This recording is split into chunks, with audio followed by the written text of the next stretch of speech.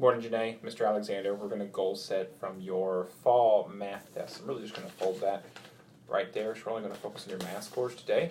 Your language arts teacher will focus with you on your reading, okay? So this score right here is what you scored on that last math test last week, 225.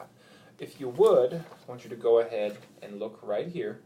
These are our cut scores. So what these are doing are predicting how you'll probably do on K-Prep at the end of the year based upon where you are right now on the math test. So find your 225 somewhere here in the 7th grade. What do you think that A in the yellow means? Apprentice. Apprentice. How close are you to being a proficient? 3 points. You're 3 points away from being proficient. So I'm going to talk to you about this real quick. This dotted line right here represents what MAP thinks you should be able to do by the end of the year. That typical growth for a 7th grader for the whole year is plus 6 points. Okay? They say that you should do about 4 of those points on the next MAP test and those other 2 points from on the spring MAP test when we get to about April.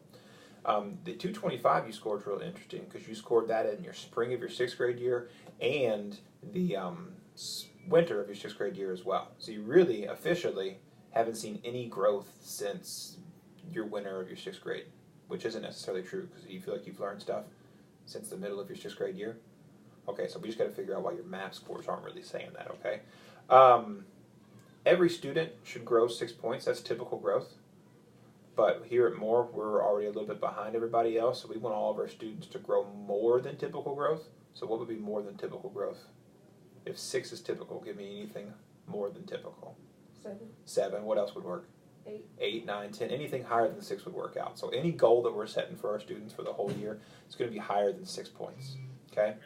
But on this next test here in the winter, typical growth is about 4 points higher. So I want you trying to set a goal that's a minimum of 4 points higher than the 225, but still realistic for you, okay? Right now, you said you were only 3 points away from proficient. What's the proficient score in the winter? 229. 229. So if you can hit 229 or higher in the winter, you would officially be considered on grade level proficient math student in the 7th grade. Does that make sense? So what goal would you like to set for the winter math test? 229. You want to set 229? So what that would do is would give you 4 points exactly, which is typically what happens. It would make you proficient, and it would also give you a nice little head start on the growth you want to see for the whole year, which is a minimum of 7 points for everyone here, so we can close our gap. Okay? Right here, I went ahead and got your goal sheet that you did with Ms. Krogan after you finished the math test, and here is your fall score, 225, and here's all your individual instructional areas. And we pulled out that your real and complex number system was your highest area, your strength, and geometry was your area of concern, which makes sense because you won't be learning that until a little bit later in the year. So you went ahead and set a winter goal of 229. So go ahead and put that there in your winter goal spot. And this will be something that we put in your Google Drive and upload to your backpack, okay? All right, awesome.